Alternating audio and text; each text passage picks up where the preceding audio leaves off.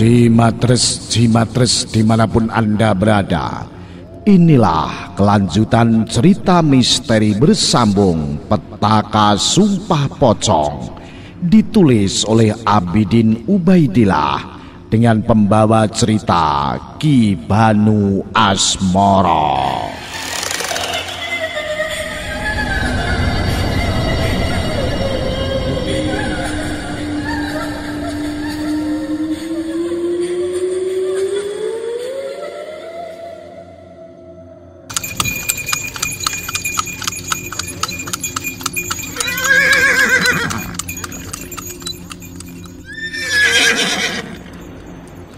Nurjanah yang sedang duduk sambil membaca buku di beranda rumahnya terkejut saat melihat sebuah bendi memasuki halaman rumah mereka.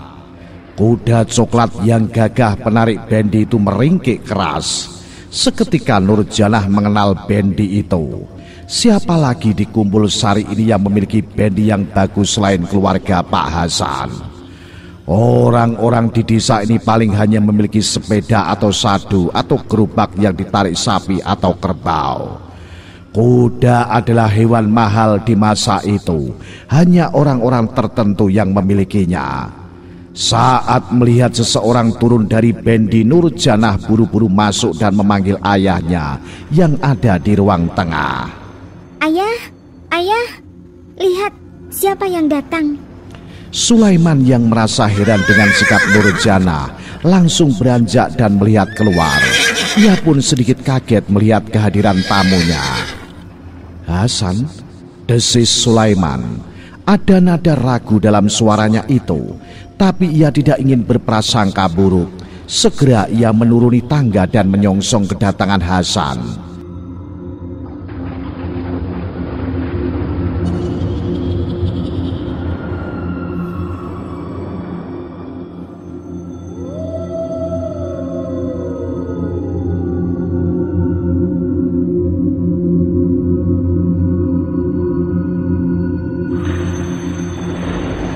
Begitu melihat Sulaiman turun, setengah berlari Hasan menghampirinya.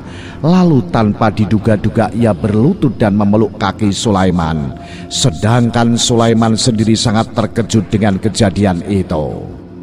Maafkan aku Sulaiman, aku banyak berbuat salah dan menyusahkan kalian, ujarnya ada isak yang samar dari suaranya. Sulaiman buru-buru merengkuh bahu Hasan dan menariknya. Sudahlah Hasan, aku sudah memaafkanmu. Tidak ada sedikit pun terpelihara rasa dendam di hatiku. Tanpa ragu Sulaiman memeluk Hasan. Ia tahu saat ini permintaan maaf dari Hasan adalah tulus dari hatinya. Dan ia berharap seterusnya Hasan berubah menjadi baik. Nurjanah yang diam-diam mengikuti ayahnya mengernyitkan mata. Ia melihat seseorang yang juga dikenalnya ada di dalam bendi itu. Tapi yang membuatnya kaget, kondisi gadis itu sangat jauh berubah. Syarifah? Kaukah itu Syarifah? Kenapa kau jadi seperti ini? Dalam ragunya Nurjanah mendekati bendi. Sementara Syarifah yang berada di dalam bendi hanya menatap kosong. Tubuhnya yang kurus, matanya yang cekung, membuat orang yang selama ini mengenalinya pasti akan merasa iba. Kemarilah Nur, inilah Syarifah. Rusmala melambaikan tangan memanggil Nurjanah. Wanita ini sedikit bengkak matanya. Ia tak sampai hati melihat penderitaan putrinya saat ini. Andai bisa, biarlah dirinya yang menanggung derita ini. Dirinya lah yang bersalah mendidik Syarifah hingga putrinya itu memiliki sifat-sifat yang tidak terpuji. Mereka selalu membela setiap perbuatan salah yang dilakukan Syarifah. Dengan ragu Nurjanah mendekati bendi. Tanpa bisa dicegah air matanya mengalir. Ia tidak sampai hati melihat penderitaan Syarifah saat itu. Rasanya belum 1 bulan mereka tidak bertemu. Dan begitu banyak perubahan yang terjadi pada sahabatnya itu. Begitu sampai di depan bendi, Nurjanah memegang tangan Syarifah. Tapi tidak ada reaksi dari sahabatnya itu. Gadis itu tetap diam dengan tatapan kosong, seolah-olah dirinya sedang berada di alam lain. Syarifah, ini aku Nurjana. Ucap Nurjana. Suaranya terdengar serak. Ia tak tega melihat keadaan Syarifah saat ini. Lihatlah nak, ini Nurjana temanmu. Kita datang untuk meminta maaf dan mengakui kesalahan kita. Ishak Rusmala sambil mengguncang bau putrinya, tapi Syarifah tetap diam. Zubaidah yang sedari tadi ikut menyaksikan mendekati mereka. Ia pun ikut prihatin dengan apa yang terjadi pada Syarifah. Bagaimanapun juga kenakalan gadis itu masih sesuatu yang lumrah. Hanya saja orang tuanya yang terlalu jauh mengambil sikap hingga menyengsarakan diri sendiri. Melihat kehadiran Zubaidah dengan cepat Rusmala turun dari bendi. Dengan bercucuran air mata ia memeluk Zubaidah. Maafkan kami Zubaidah, ampuni kesalahan kami. Ampunilah Syarifah. Zubaidah tidak dapat berkata apa-apa. Ia sendiri mengalami pergolakan di dalam hatinya. Bagaimanapun juga sudah banyak kejadian yang mereka alami beberapa waktu ini. Semuanya hampir saja menghilangkan nyawa mereka. Andai tidak kuat iman mau rasanya ia mengusir orang-orang yang datang ini. Tapi ia mencoba bersikap baik. Suami dan anaknya telah memaafkan mereka. Harusnya dirinya pun bersikap sama. Sudahlah Ros, kami memaafkan kalian. Akhirnya keluar juga kalimat itu dari mulut Zubaidah. Marilah kita naik ke rumah. Tidak baik bicara di sini. Ajak Sulaiman mempersilahkan tamunya. Hasan menolak dengan halus. Terima kasih Sulaiman. Kedatangan kami ke sini hanya untuk meminta maaf pada kalian semua. Setelah ini kami ingin menemui Haji Yusuf. Mungkin dia bisa mengobati Syarifah. Mendengar jawaban itu timbul ide Sulaiman. Kalau begitu baiklah, kalian pergilah lebih dulu, nanti kami menyusul ke sana. Wajah Hasan tersenyum cerah. Sebelum berangkat dari rumahnya, ia mengira Sulaiman dan keluarganya akan menolak permintaan maafnya. Tapi ternyata mereka memang orang-orang yang baik. Mereka telah memaafkan kesalahan-kesalahan dan kejahatan yang dilakukan. Baiklah Sulaiman, kami permisi dulu. Nanti kita bertemu lagi di rumah Haji Yusuf. Pamit Hasan.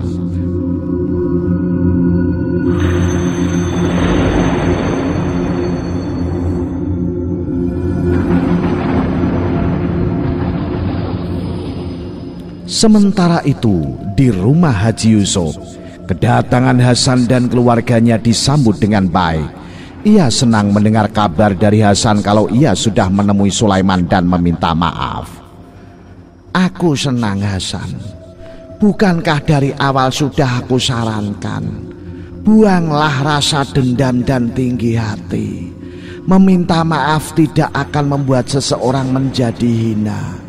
Bahkan meminta maaf itu adalah perbuatan mulia. Hanya orang-orang yang berjiwa besar yang mau meminta maaf dan mengakui kesalahannya. Hasan mengangguk. Kemudian ia pun menceritakan keadaan Syarifah. Haji Yusuf menatap gadis itu dengan wajah sendu. Beberapa kali ini menarik napas panjang. Dalam hatinya ia mengeluh. Kenapa penyesalan selalu datang terlambat? Tidak lama kemudian Sulaiman bersama istri dan anaknya datang. Mereka pun membicarakan keadaan Syarifah yang memprihatinkan. Kasihan dia Pak Haji, kalau bisa sembuhkanlah dia, pinta Nurjana. Wajah sendu Haji Yusuf hanya mengangguk pelan. Ia tidak sampai hati untuk mengatakan terus terang.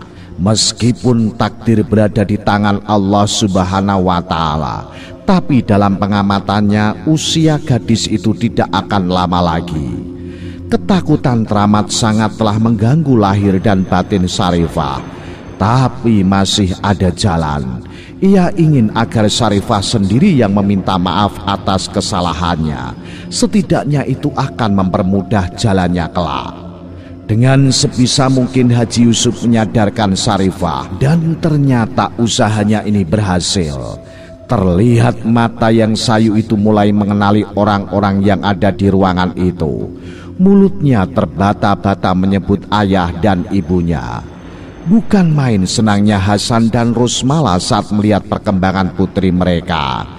Hanya saja mereka tidak tahu kalau kegembiraan itu tidak berlangsung lama.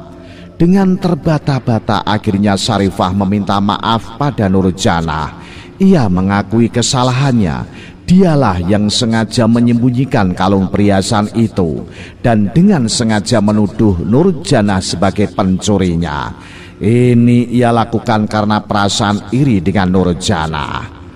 Untunglah Nurjanah gadis yang baik dan berjiwa besar. Ia memaafkan Sarifah. Bahkan ia berdoa dan berharap agar Sarifah cepat pulih dan mereka bisa bermain seperti dulu. Malang tak dapat ditolak, untung tak dapat diraih. Setelah selesai meminta maaf pada semuanya, Sarifah menghembuskan napasnya yang terakhir. Betapa sedih dan hancur hati orang tuanya menghadapi kenyataan ini. Tapi hal ini telah menyadarkan kesalahan mereka selama ini. Saat pemakaman putrinya, Hasan meminta maaf pada orang-orang di Kumpul Sari. Ia tahu kalau dirinya banyak berbuat ulah yang menyusahkan orang lain. Ia juga berharap agar kesalahan putrinya dimaafkan. Ia menyadari kejadian-kejadian yang menghebohkan akhir-akhir ini adalah akibat ulahnya. Ini pelajaran untuk kita semua yang masih hidup. Selesaikan masalah dengan hati yang lapang dan kepala dingin. Jangan terlalu menurutkan nafsu. Tidak akan ada lagi sumpah pocong di desa ini. Cukuplah ini yang terakhir. Haji Yusuf yang hadir dalam pemakaman itu ikut mengingatkan pada semua yang hadir. Suung, hanya kesunyian yang mengitari pemakaman. Setiap orang larut dalam pikirannya masing-masing. Begitu juga Sulaiman yang ikut mengantarkan Sarifah ke peristirahatannya yang terakhir. Ia berdoa semoga putri sahabatnya itu diampuni segala dosa-dosanya dan berada di tempat yang terbaik di alam barzah. Seringai senyum aneh dari orang di kejauhan yang menyaksikan pemakaman itu. Matanya menatap tajam orang-orang yang hadir di sana. Capingnya yang lebar cukup menyamarkan dirinya dari pengamatan orang-orang kampung.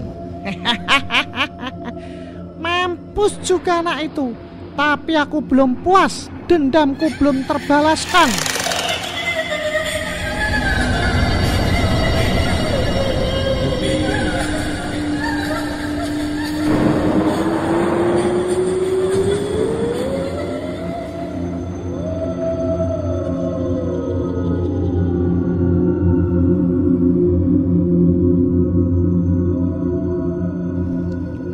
Waktu berlalu. Sepulang dari pemakaman putri satu-satunya, lelaki Parubayah itu termenung. Ia terlihat sangat terpukul, apalagi jika melihat Rusmala istrinya tidak henti-hentinya menangis. Sarifah adalah harapan mereka untuk meneruskan hidup ini. Jika putrinya itu sekarang tidak ada lagi, lantas apa gunanya lagi hidup ini? Hasan memejamkan matanya. Kering sudah air mata untuk menangisi kepergian Sarifah untuk selama-lamanya. Terbayang dalam ingatannya bagaimana bangganya saat mereka memiliki putri yang cantik. Karena itulah mereka namakan putrinya itu Sarifah. Ia berharap kelak putrinya dapat menjadi pemimpin dan kebanggaan keluarga. Tapi ternyata harapan hanya tinggal harapan. Semuanya sudah musnah. Kenapa semua ini terjadi? Kenapa? Desis Hasan sambil menutup mukanya dengan dua telapak tangan. Ia rasanya ingin berteriak, tapi yang ia lakukan hanyalah menarik napas dalam-dalam dan menghembuskannya kuat-kuat. Anakku sudah mati. Semua ini akibat ulah anaknya Sulaiman. Karena itulah anak Sulaiman itu juga harus mati.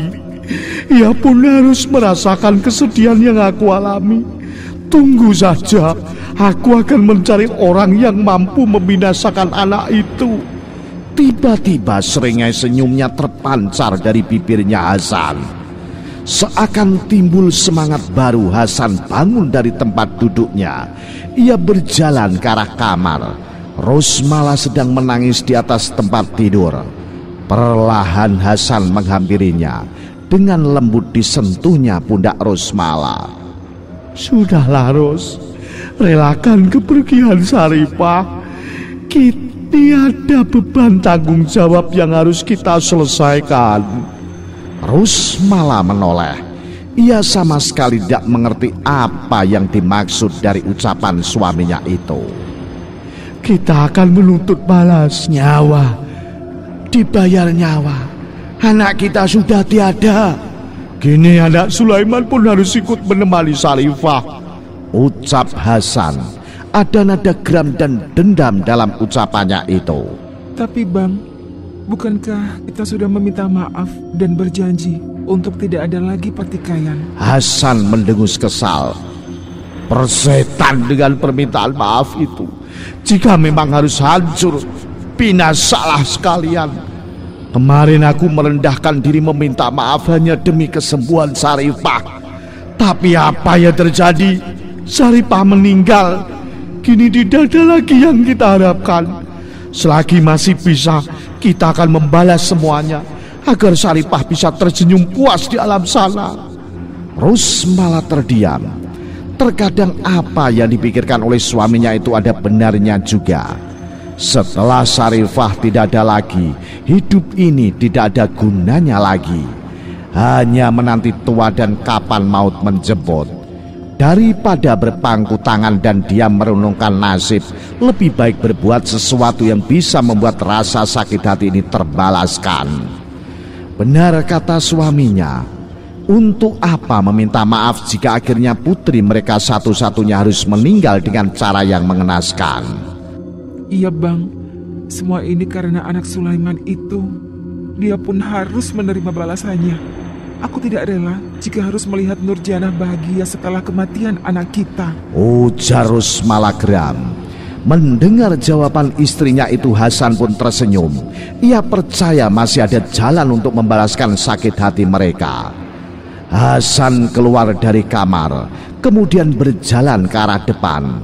Namun ia terkaget saat melihat ada perempuan tua sudah duduk di beranda rumahnya. Pakaian wanita tua itu terlihat lusuh dan rambutnya acak-acakan. Siapa perempuan ini? Apa dia seorang pengemis? Hei, siapa kau? Kenapa kau di rumahku? Bentak Hasan. Ia tidak suka dengan kehadiran orang yang tidak dikenalnya. Wanita itu hanya diam. Malah dengan tenang ia bangkit dan berjalan masuk ke dalam rumah. Tentu hal ini membuat si pemilik rumah makin naik darah. Hei perempuan tua, jangan sembarangan masuk ke rumah orang, teriak Hasan. Di dalam kamarnya Rosmala mendengar suara ribut-ribut. Ia pun penasaran dan keluar kamar melihat apa yang terjadi. Saat itulah dia berpapasan dengan wanita tua itu. Hampir saja ia menjerit, tapi saat melihat sorot mata yang tajam dari wanita itu, nyali Rosmala pun ciut. Ia lebih memilih mendekati suaminya. Siapa dia Bang? Tanya Rosmala. Entahlah, mungkin orang tua kesasar yang sudah pikun. Diam, jangan bicara sembarangan. Wanita tua itu tiba-tiba membentak. Suaranya yang parau namun menggelegar itu sanggup membuat Hasan dan Rosmala terdiam. Bahkan kedua suami istri itu pun tersurut mundur 2 langkah. Setelah menunggu beberapa saat, baru Rosmala berani membuka suaranya dan bertanya. Maaf, Mak, ini siapa namanya? Wanita tua itu menatap tajam pada kedua orang di depannya bergantian. Lalu ia menyeringai seram. Tangan kanannya terangkat, jari telunjuknya tepat mengarah ke Hasan. Kalian ingin menuntut balas atas kematian Saripah, bukan? Hasan dan Rosmala saling pandang. Dengan tatapan mata mereka bicara. Hanya dan hingga akhirnya kedua orang itu mengangguk. Mungkin wanita tua ini adalah harapan mereka untuk menuntut balas atas kematian putri mereka. Aku Nyai Darmi. Aku akan membantu kalian menuntut balas atas kematian Sarifah. Ujar wanita itu yang ternyata adalah Nyai Darmi. Nyai Darmi? Hasan dan Rusmala mengulang nama itu. Lagi-lagi mereka saling pandang. Nama itu tidaklah asing bagi mereka. Bukankah Nyai Darmi inilah yang membuat Sarifah sakit? Lantas kenapa justru ia ingin membalas dendam pada Sulaiman? Bukankah kau yang mencelakakan anak kami? Bentak Hasan geram. Nyai Darmi tidak takut sedikit pun, malah ia tertawa lebar. Melihat hal ini Hasan pun gentar. Ia sadar tidak mungkin baginya melawan orang-orang seperti Nyai Darmi ini, apalagi jika ia bersama Nyi Kandil Ireng gurunya. Apa yang terjadi pada anakmu itu adalah bagian dari perjanjian. Itu terjadi karena Sulaiman mengembalikan ilmu yang aku kirimkan. Dalam hal ini, Sulaiman yang bersalah karena dia sudah tahu bahwa yang meminta pertolonganku adalah anakmu. Jawab Nyai Darmi.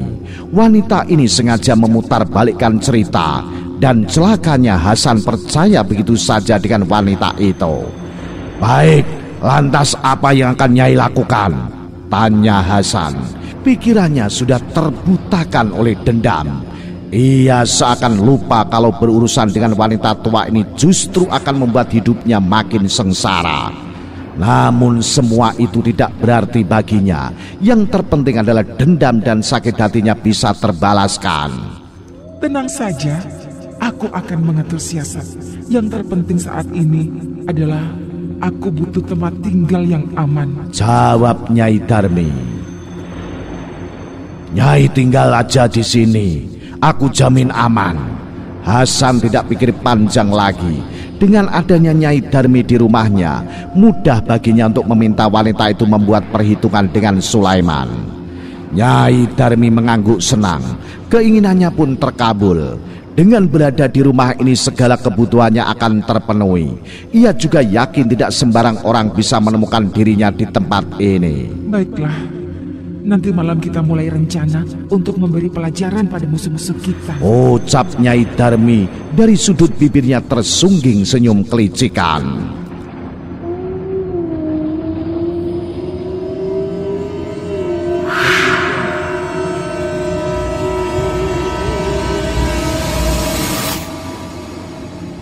Sementara itu di tempat lain, Sulaiman yang juga baru pulang dari menghadiri pemakaman Sarifah terlihat duduk termenung. Entah kenapa ia merasa persoalan ini belum selesai. Meskipun Hasan sudah meminta maaf dan berjanji tidak akan mengulangi perbuatannya, tapi di dalam hatinya ia meragukan sikap Hasan tersebut. Ia sangat mengenali lelaki itu. Bukan hal yang mudah baginya untuk melupakan kekalahan dan sakit hati. Apalagi sekarang, setelah putri satu-satunya meninggal, Hasan pasti akan menempuh berbagai cara untuk membalas dendam. Ada apa, Ayah? Tanya Nurjanah yang melihat ayahnya melamun. Sulaiman menarik napas panjang. Sebenarnya ia tidak ingin putrinya itu mengetahui apa yang dipikirkannya. Tapi saat ini Nurjanah setidaknya jauh lebih dewasa dalam berpikir. Karena itulah tanpa ragu ia mengatakan kerisauan hatinya.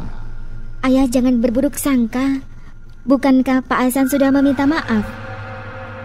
Mari kita maafkan dengan ikhlas. Tidak ada lagi dendam dan rasa curiga. Sulaiman tersenyum. Ia tahu putrinya itu masih polos, menganggap permintaan maaf yang dilakukan Hasan itu murni dari hatinya. Padahal semua itu lantaran ingin melihat anaknya sembuh. Dan kini setelah anaknya itu meninggal, apakah hatinya tidak berubah? Kau masih terlalu hijau untuk memahami sifat-sifat manusia, Nur. Kau selalu mengukur orang lain sama seperti dirimu. Padahal rambut boleh sama hitam, tapi hati orang siapa yang tahu? Ucap Sulaiman. Tapi setidaknya kita harus berbaik sangka. Sebelum orang itu terbukti melakukan kejahatannya, ia tetap dianggap tidak bersalah. Memang orang yang pada dasarnya baik pasti akan berpikir yang baik-baik saja. Ia tidak mudah curiga pada orang lain yang berniat jahat padanya, seperti sifat Nurjanah ini. Namun tanpa ia sadari, Justru saat ini bahaya tengah mengancam dirinya, karena Nyai Darmi akan segera beraksi untuk membalas dendam. Nah, bagaimanakah kisah selanjutnya? Apa yang akan terjadi? Ikuti terus cerita misteri bersambung Petaka Sumpah Pocong. Salam Jimatres, salam satu misteri. Au.